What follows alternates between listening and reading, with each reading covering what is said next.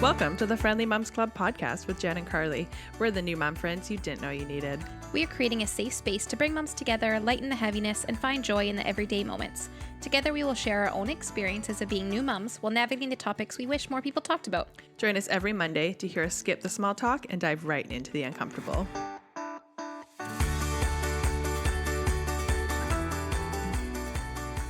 Hello. Good morning. Happy Mom Day, Carly.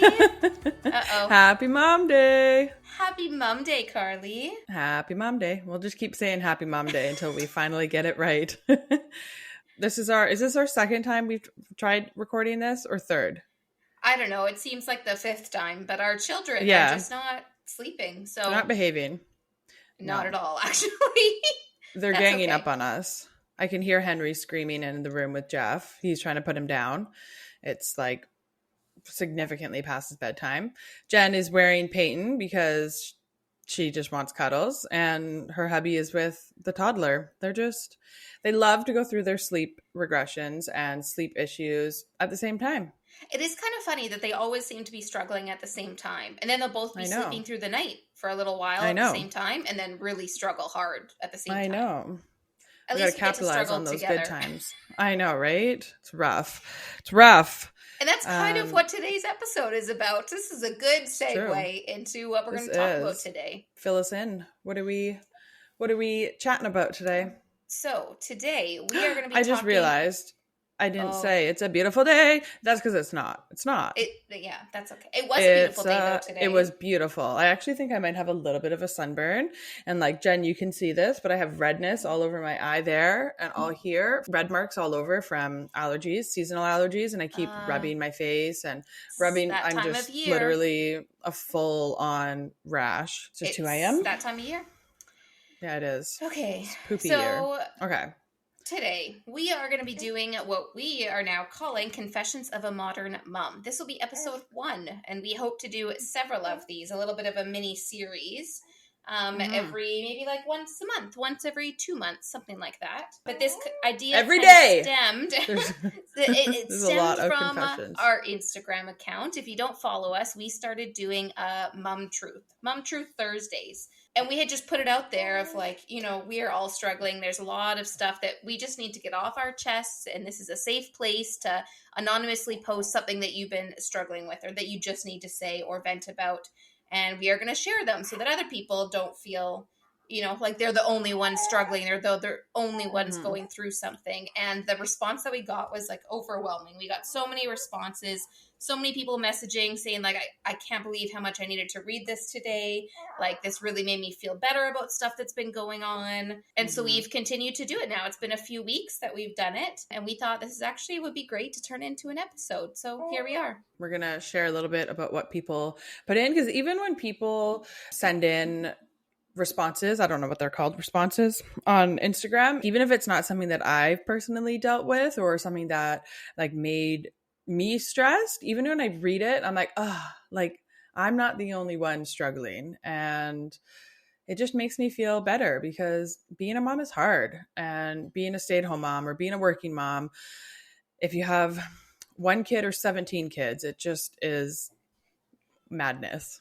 It's all hard in its own unique ways. No matter what circumstances you're at, there's definitely hard parts, and sometimes it just helps to voice them, to say it out loud, and not like out loud, okay, but type it out.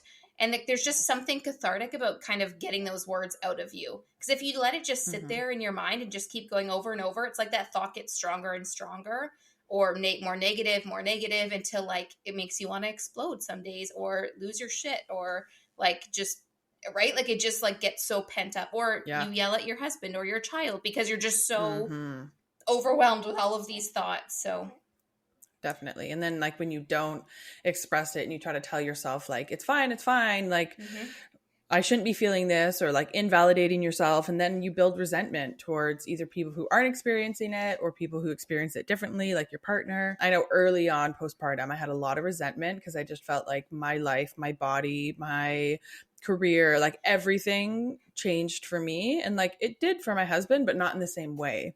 Totally. So I felt resentful that like, why am I the one dealing with all of this? And like, not all of this in like the parenting, but like, why am I dealing with all the changes and you're not? And well, thanks to biology. Thanks for that one. I have struggled with that so much with like all the stretch marks that I've been having a mental roller coaster with, being like, oh yeah, like they prove what my body can do and all women empowerment. And then other days I just want to cry and I can't look at myself in the mirror. And then I get mad because I'm like, why did I have to go through all this? I threw up for months. I threw up literally probably over 1,000 times between the two kids. And like, my husband didn't have any of that. He doesn't have stretch marks. He doesn't have any of these, like, he didn't have to go through any of that. And it's just, sometimes it makes me very mad.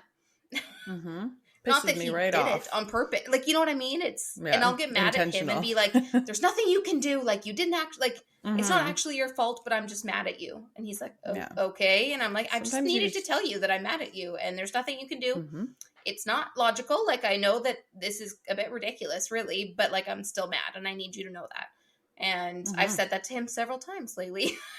Especially with breastfeeding, there's like an extra layer of resentment that they just don't get it. They don't get it. Like, they do not get it.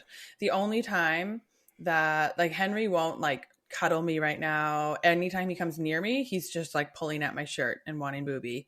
Even if like he's fine. And then he sees me, he's like, oh yeah, she's got the boobies. And I'm like, I feel like that's all he wants from me right now. And then I get all touched out and annoyed because he's not like nursing normally. His molars are coming in. So he's like very chompy.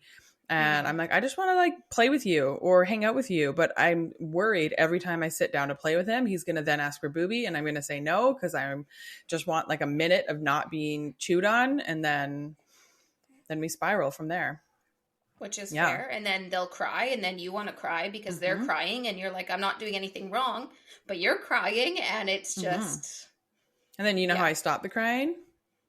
Booby. So I'm like, well, I could have just done it in the first place. It is hard. It is hard. Yeah. Very stressful. Yeah. That's where we're at. Do you want to start us off with your mom truth? Well, I was going to talk about my stretch marks and how I was mad at my husband for my body changing and not his, but we kind of already talked about that. So I feel like I'm going to go into another one that I actually did share on Instagram this week, but I was having so much anxiety about, and I felt like such a failure as a mom because my daughter is going through these weird like eating stages. Like, one, she'll only eat standing up right now. And I gave up trying to get her to sit down. Like, we tried and she wouldn't eat, and then she wasn't eating. So then is it worth the fight to get her to sit down in her booster seat? Like, we got rid of the high chair because she wouldn't sit in that, and we got in the booster seat, and that was okay. Then she needed to be in one of our laps, and we're like, okay, you know what? We figured this phase was coming. All is well. But now she just needs to stand. And like, why? I don't understand it. And like, I get like mad. I'm like, just sit. Like, it's more enjoyable to eat your food when you're like sitting and relaxed and eating. But no, that is not it. And so she's going through all these weird like eating phases, and now she just like only wants this one little bag of cookies, and she knows where to get in the pantry and she knows where to find it, and if she doesn't see it there, she loses her crap. Like, she just starts crying and screaming because she wants them. So if we try to hide them, she's just gonna scream.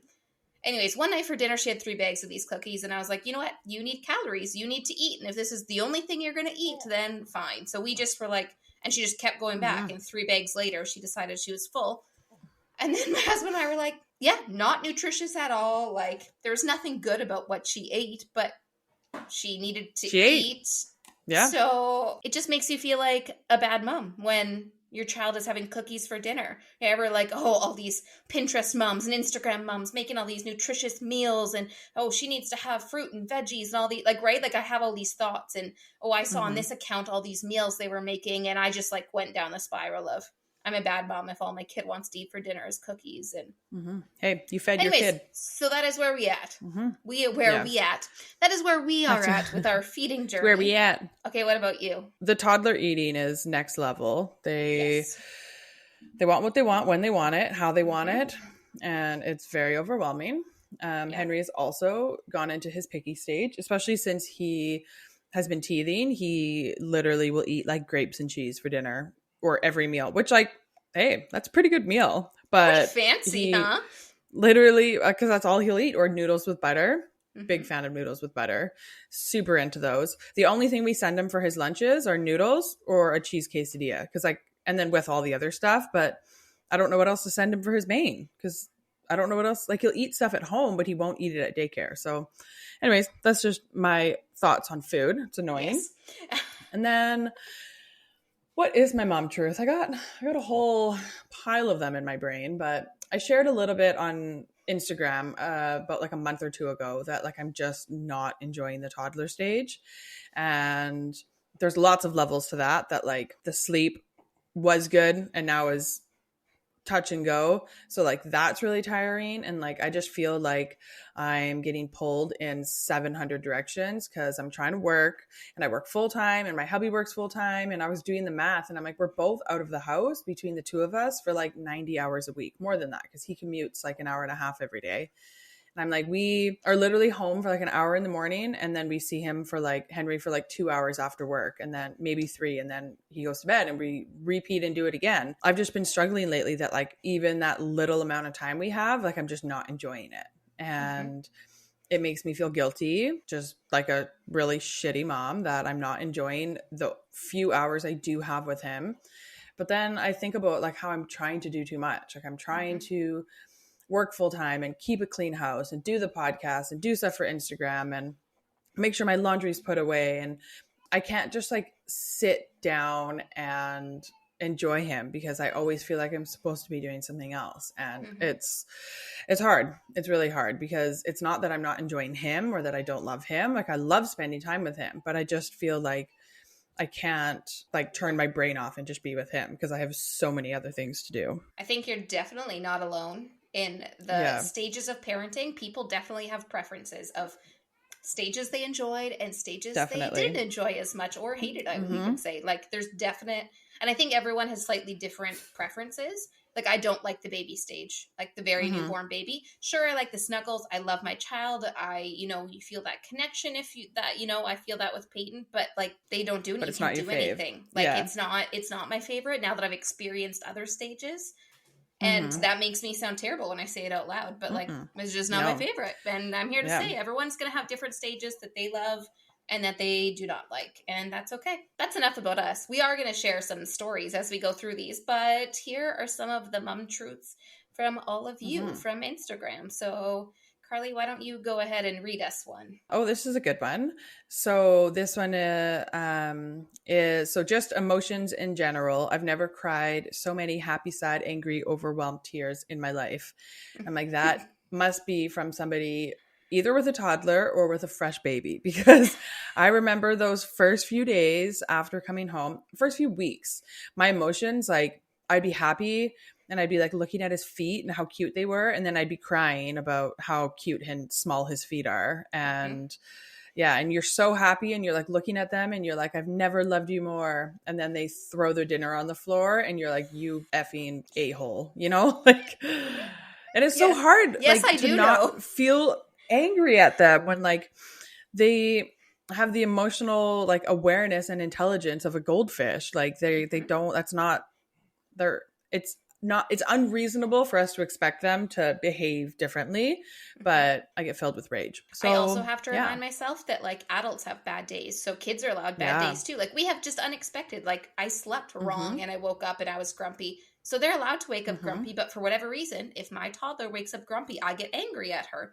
And I'm like, wait, no, like you're allowed to be not, super happy 100% of the time. I'm not happy. Like, right? Like I just get so triggered by it, but I'm like, no, that's actually normal. And I have to really remind myself, like, she's allowed to have off days. Like it's okay if she wakes up on the wrong side of the bed and is grumpy, and it's a constant reminder. Exactly. And like, those days that like every little thing just like pisses you off for no reason.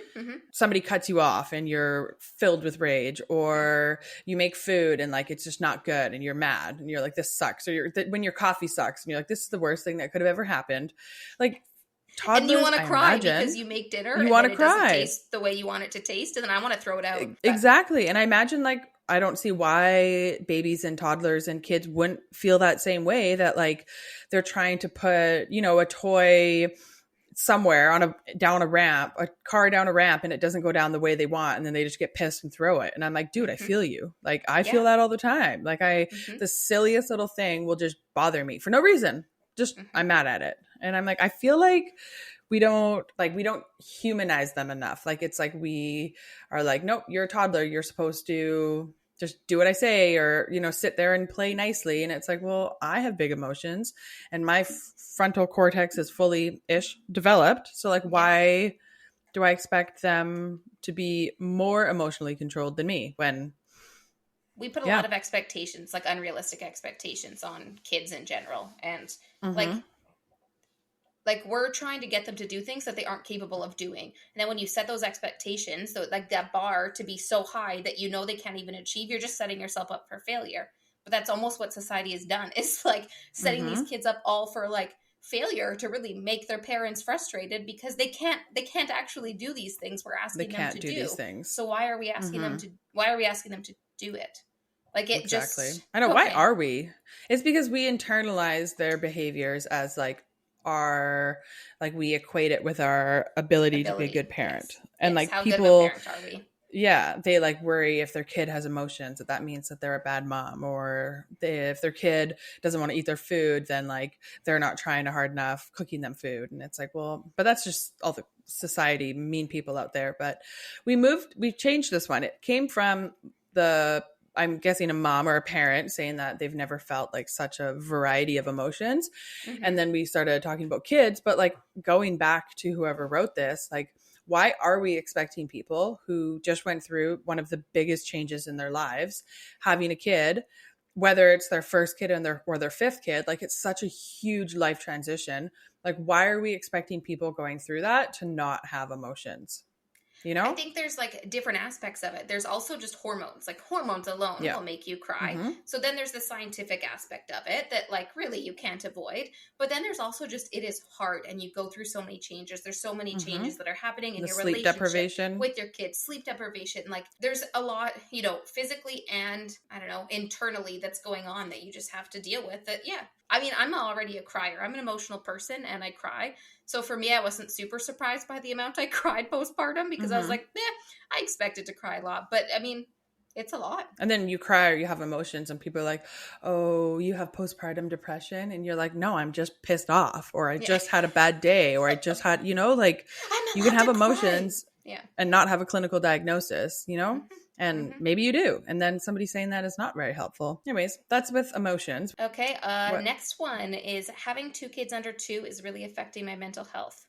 And like, amen, I feel you on that one because, I mean, I've been diagnosed with PTSD and I actually went to a month-long treatment facility to deal with a lot of stuff that was going on with the PTSD and anxiety. And I feel like my mental health is the most unstable now with 2 under 2 than it was when I was going through like panic attacks in my like the height of my PTSD. So like I think that tells you something like how much your mental health can be affected with kids, and like not just 2 under 2. I think this can go with having any amount of children, just 1, 2, 10. Like it is a lot, and it can really, really affect your mental health. So you are definitely not alone there.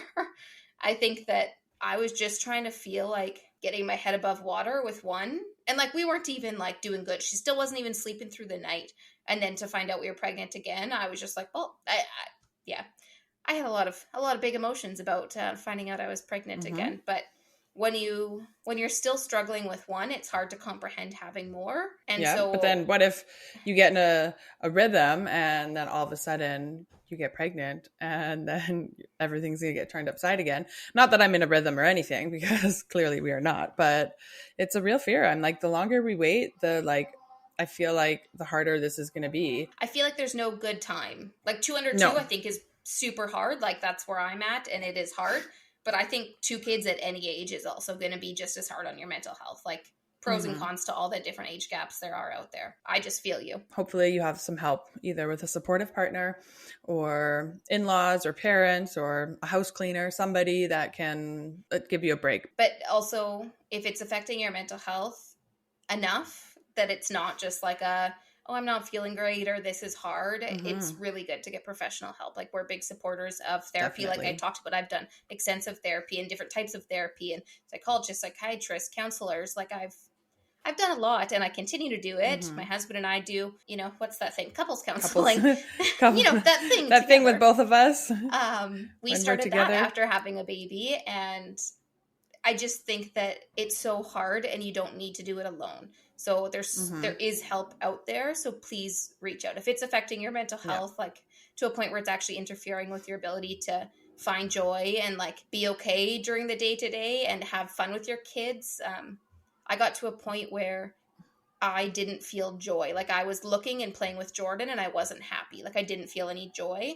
And that scared me because I was like, you know what? Like normally I find some joy in the day hanging out with her, even on the days that I feel the worst, right? Like there's still, I look at her smiling and I'm like, oh, that's all cute. And like, I feel that warm, gooey goodness. And I'm like, okay, I'm okay. But there's a few days that I didn't feel that. And I was like, okay, I need to make an appointment. Like this is getting to the point where if I'm not, you know, finding joy in those things that always bring me joy, then that's a problem that needs to be addressed. And people normalize like not feeling well because they're like, oh, well, I have 2 kids under 2, or this is my 4th kid. Of course I feel depressed. And it's like, well, no, like it's okay to struggle and it's okay to have hard days and it's okay to have bad days. But that doesn't mean that you need to struggle to the point that it's actually affecting your ability to have a good day. You know, like you can...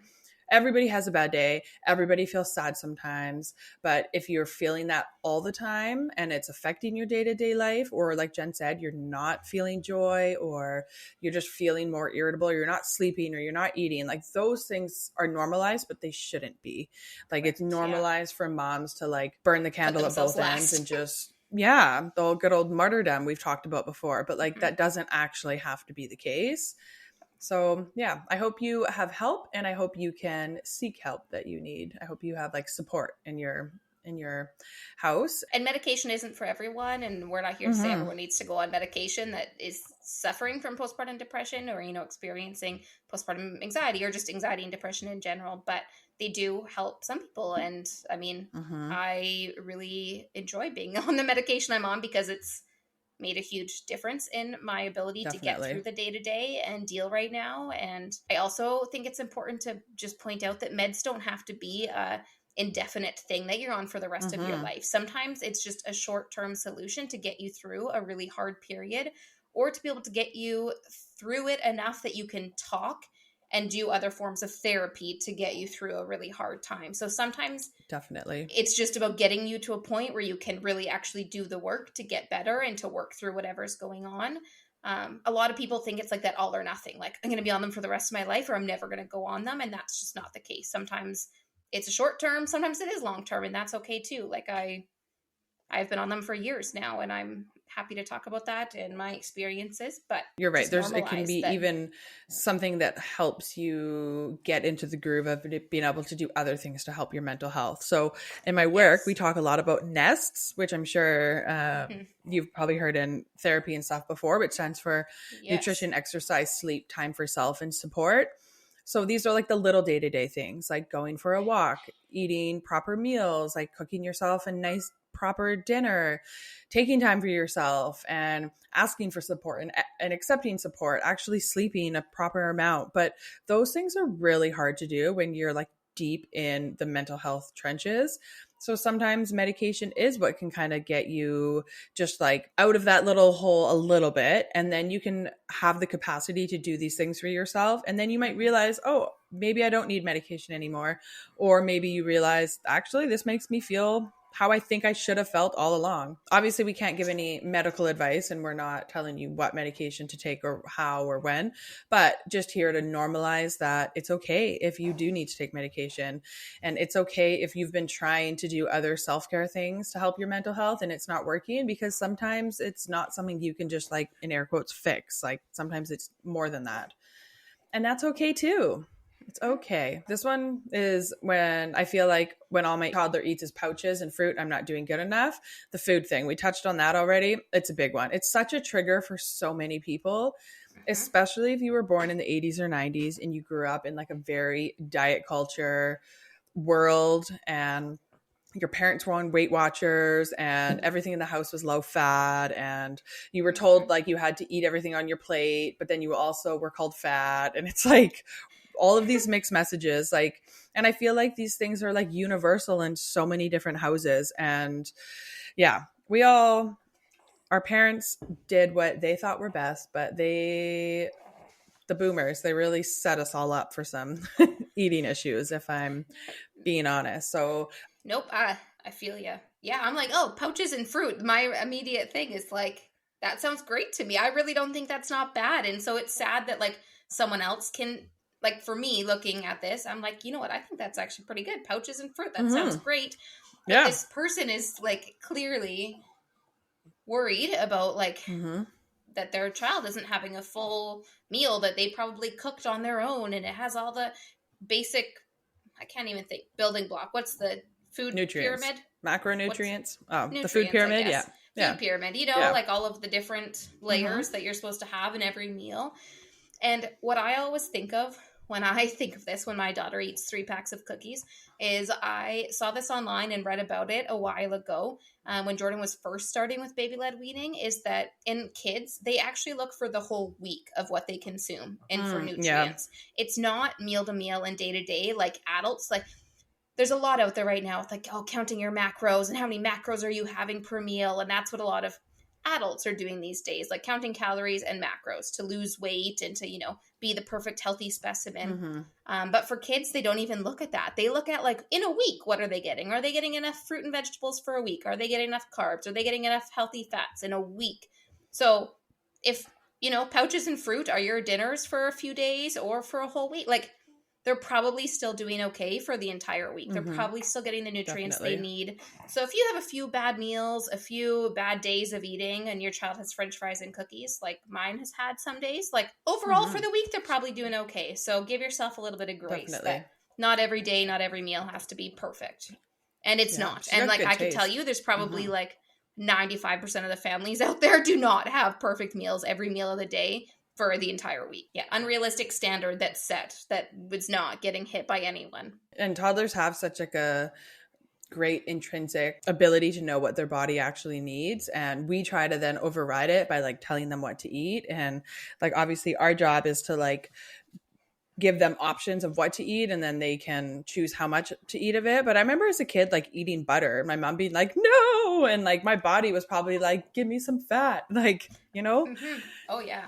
The next one, why does changing the diaper have to be so hard right now? I have a hard time swallowing the anger, and like I feel this so strong, like this hits me deep because it's like a screaming match, and you almost have to use like physical force, which sounds so terrible, but it's about the only way that we can get a diaper back on once we get a diaper off. And especially if she's pooped and then poop's getting everywhere. We've had this like more times. It's embarrassing actually how many times this has happened. But like you'll be in the middle of a diaper change of poop, and then she'll just start moving and flailing and trying to get up, and then poop's getting everywhere. And then she'll reach down and she'll accidentally hit her diaper, and now there's poop on her hand and like gets on the carpet. It's everywhere. Like, and it's more often than not. It's very rare that we just have a regular diaper change where she just sits calmly or lays calmly. And like, I don't know how to do it. We've tried, like, sometimes TV works, sometimes a snack works, sometimes a toy that she likes works, sometimes me and the baby dancing and singing works. But like most times, for whatever reason, she does not want to change her diaper. I don't know what it is about toddlers. I don't blame her. Absolutely not wanting to get their diaper changed. Like, I don't really want somebody taking my clothes off and wiping my butt with a cold wipe. I don't blame her. But then also like sitting in a poopy diaper also isn't nice. But or pee, like that's not going to feel good either. But I guess that's all they're used to. They don't know any different. So she just wants to be naked and poop everywhere. She does. Don't blame her. She loves. It is her favorite time of the day after a bath or shower, running around naked. And we have to chase her to try to get clothes on her because she just loves being naked and running around. I feel like this also has to be a normal toddler phase. I feel like it's just something they experience that she just like loves being naked. And honestly, like I get it. It's freeing. I know. And like, why are they so much cuter when they're naked? I know. They're like, little bums. When they're like, naked and running around. I know. It's so cute. I know. Yeah. Henry's little willy just blowing in the wind. He's just having so much fun. And I'm like, he's so free. He's so free right now. Yeah, but has he peed on the floor yet? Because we've had several accidents and it makes it less cute. We don't let him be diaper free for very long. It's like a quick jaunt around the room that is like 1 foot big. I feel like you got like a little fire hose so it could go on the walls. Like it could get really messy with the boy. With the girl, it's like it's going to be on the carpet or the floor. Like it's yeah. But then we don't really have any carpet, so if he did pee, it would be fine. But little free willy, run around. It's got to be good for them. Air it out. We'll see.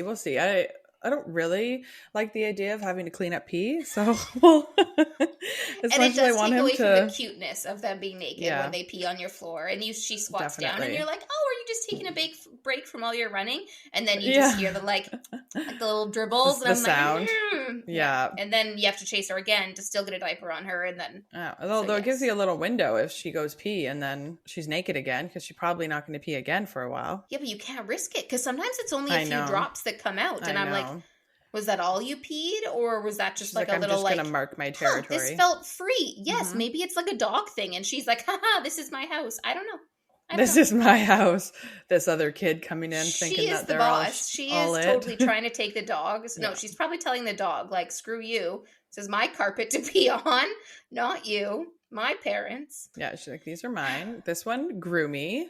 Yes. In her own body. Okay, the next one. Struggling with not just being a mom, but a wife too. And that's like, that is my life right now. And like, it's that like I'm a mom, and then I'm also like an employee. Then also on top of that, like I'm supposed to be a wife and a daughter and a friend. And I'm like, what? And then you have to be yourself too. Like that's also an important piece. I have to take care of myself and like, what? Like, but I don't understand. Like, why? How do you do that when you, like, my mind is like, actually. When you're being pulled in 10 different directions, and then you also need to be yourself at the middle of all of those directions. That's not happening over here. It's really hard to find that middle ground, or to find that, like. So hard. That, and then, like, you have pie graph that's actually equal between all those. And then should it be equal between all those? No. But what should the layout look like? Right? I don't know. I don't know, because I'm not doing it. That I know. But then also, I guess, like, every relationship probably has its own perfect pie graph, you know? I don't know. We don't have it right now. So yeah. Actually, Jeff said to me the other day, he was like, oh, maybe we should drop Henrietta at grandma's in the next couple of weeks, and then like go out and do something that's not going to Costco. And I'm like, wow, what would that be like? What would we do? But then you also want to just spend time together at home in bed. Like, okay, that's honestly sexual. And I didn't mean it that way. I just mean like snuggle in bed and watch a movie, or like, right? Just be together without doing anything. Like, is it bad that I'm kind of like, I just want to like be by myself? Yeah. I'm going to read over here. You don't touch me. You go over there and do something by yourself. And then, you stay in the other maybe room. We'll hug at the end, and then we'll be good. I know. Actually. Oh, boy. But yeah. How are we? I don't know how I'm supposed to also be a wife. I'm clearly not being a very good wife right now, because all I do is yell at him. And Jeff, if you're listening to this, which I'm sure you're not, because you probably hate me, but sorry. I don't know. I don't know how we're supposed to do this. This is why my husband and I started couples counseling, because we just felt like, we are roommates, and we were told that you're going to go through a roommate stage, and like, that's really normal. We kind of expected it, but with dealing with the other stuff that we've dealt with, and the PTSD, then my husband got diagnosed with PTSD, and we're like, you know what, there's a lot going on. Like, maybe some couples counseling would be good. And it honestly just, like, I don't know, it's something that we do for ourselves once every few months, and it almost that hour is nice, just being together and talking about us. Because how often do you do that? Like, when you actually sit down with your spouse and actually talk about the two of you and your relationship together. Like, I would love to. No one really does, right? But when are we supposed to do this? Capacity to do that. So when you have an appointment with couples counseling, it like forces you to do it, and then you realize, like, it's like a good reminder every few months, like, oh, we need to actually talk about these things and have these conversations. But also, like, when you work full time, when are you supposed to do it? Like, I don't know. During the week, it's like, what do I, like, when? Like, what? Actually, I'm like, what? Like, actually, when? Is there a counselor that works at 8 p.m. at night? Because then we can do it. But then probably not, because the kid's going to wake up and be screaming, and then we're going to have to go settle him. So. And let's be honest, because we've tried filming podcast episodes in the evening. Like, I mean, that's what we're doing right now. And every evening we are just dead by this time, because you're exhausted from being a mom, a wife, an employee, all those other directions. So by the time you get to 8 p.m., do you really want to do couples counseling? No, because you want to go to bed, or you want to be silent for a while, or shower, or, do whatever self-care things you need to do. And then you want to go to sleep. So that's not even an ideal time, because you're not actually like your best self to be able to work on your relationship. Yeah. Yeah. Right. Yeah. Because you that don't is have it like demanding. You don't have the gusto you need to actually.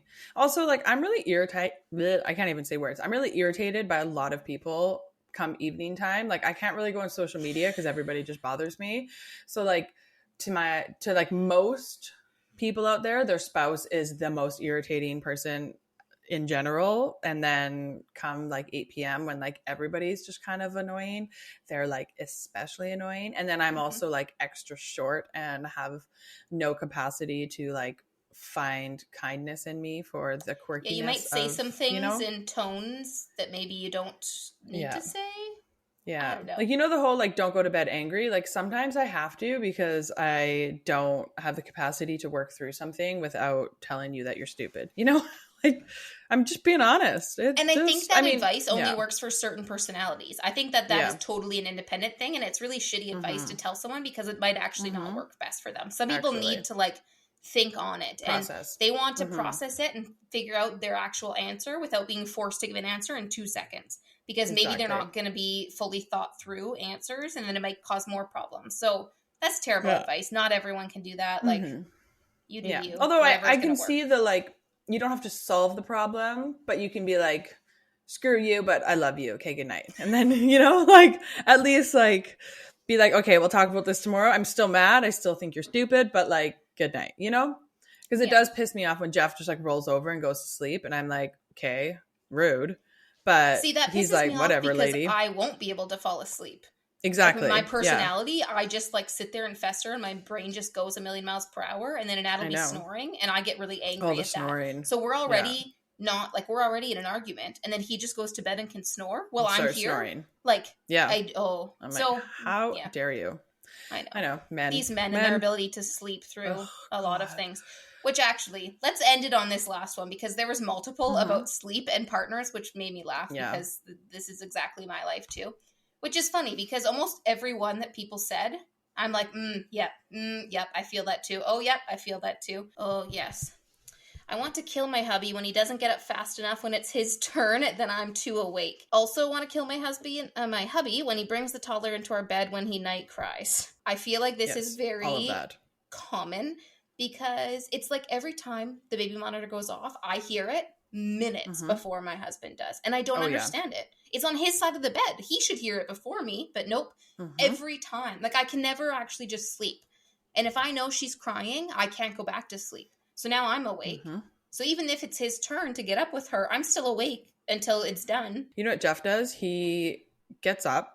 He does most of the night waking, so I have to give him that. Because he can just get up, go like pop the soother in, rub his butt, and he goes back to sleep. And he comes back to bed and just falls asleep while I'm still awake, which pisses me off because I didn't even get out of bed. But what he does, which drives me bonkers, is he gets out of bed and the monitor sound is still on. Then he goes into the room, down the hall, leaves the door open. So then I hear him crying from the room, which is only like, I don't know, 15 feet away. And then I hear it on the monitor. So then I turn the monitor off, but then I still hear him because the door's open. And I'm like, okay, it's like, I should have just gotten up because you would have slept through this if I did that. So it drives me bonkers. I wish you could see me right now, everyone listening, because I'm like laughing and nodding emphatically because like, yes, to all of this. This is exactly the same scenario when Annette gets up. Exactly the same. And then it echoes. And then I don't want to get up from my like, I'm awake, but I don't want to move and get too awake, right? Like, I don't want to wake myself up more. So if I need to crawl across the bed to turn off the monitor, that annoys me. And then when the door's open and you can hear it anyways, that annoys me. I know. And then if he brought her into bed, that would really annoy me. Yeah. And then when they come back to bed and they fall asleep before you, that's the real kicker. That's like, okay. Yeah, that has happened. Like, he'll bring her into bed, and then all of a sudden he's snoring, and she's wide awake beside me, and I'm like, this wasn't even my turn, and now I'm like, it's, But I also, especially with baby now, Nanad does all of the nighttime wakings with our toddler, so like, he's fantastic. He does so much, which is great. So if you listen to this, Nanad, which he probably won't, but I appreciate you as much as I get angry. I still want you to do it. As much as we're shitting on you this whole podcast, we think you guys are great. Actually, we're very lucky that they both get up and do wakings. Jeff does the majority of night wakings now because I just don't sleep as well when he can get up and fall back asleep. And then sometimes like we got to pull out the big dogs and bring Henry into bed for Booby. And then I don't sleep anymore because it's not comfortable. I know, those big dogs. Got to pull out the big dogs, and I don't sleep well because it's not comfortable when a toddler is chewing on your nipples. So yeah, I don't imagine it is. And then there's just always the thought of the baby's in the bed with you. So how good do you really sleep if there's a child in your bed? I just don't know if you can have the same quality of sleep ever. And maybe parents, if you have old kids and they get into bed, like, you know, if your 5 or 7-year-old gets into bed, maybe does it get better? I don't know. I don't think for me, I'd ever be able to really get a good sleep with a kid in my bed. Like, I already struggled just with another adult in my bed, so I couldn't imagine like adding more people into this. Definitely, that would just be too much. I definitely find I can sleep better now that he's a toddler and he's bigger and he kind of like flops himself around. I'm less worried about him now that he's older, but in those early days when we did do some co-sleeping and bed sharing, when we were like really hit hard with the sleep regression, even though I wasn't sleeping as well as I would have if I was alone in bed, it was sleep and I wasn't sleeping otherwise. So even just like laying and resting, even if you're like half asleep, it was so much better than not sleeping. You know, does that make sense? Oh, totally. Okay, there's so many more that we could talk about, but I think that's all we are going to do for today's episode. So please let us know if you liked this, if you want us to keep sharing some of these things that people write in about, and hopefully you feel less alone. And maybe we'll do like theme ones, like confessions related to certain things, or we'll just kind of keep them random like this, because sometimes it's nice just going rogue. And you never know what's on your chest that one Thursday when we ask that you just really need to type. I find it cathartic just writing it out. Me too. I love that you send responses yourself to the Mom Truth Thursdays whenever I'm looking at the responses and I'm like, oh, the Friendly Moms Club replied. I'm like, that must have been Jen. And then sometimes you reply from your own page. I'm like, I love it. I vote on our polls because I want to get my vote in there. Our vote matters too. This matters. But let us know if you like this. And if you don't follow us on Instagram, you need to. The Friendly Moms Thursdays, Club. If you have something to add, please do. Or email us, whatever. DM us. Let us know. Whatever you like. Whatever you like. Send us a voice note. Send us a video. Tag us in a post. Whatever makes you happy. But definitely follow us. And we'll see you again in 2 weeks. Happy Mom Day. And we will Happy see Mom you in a few Day. weeks. Thanks for joining.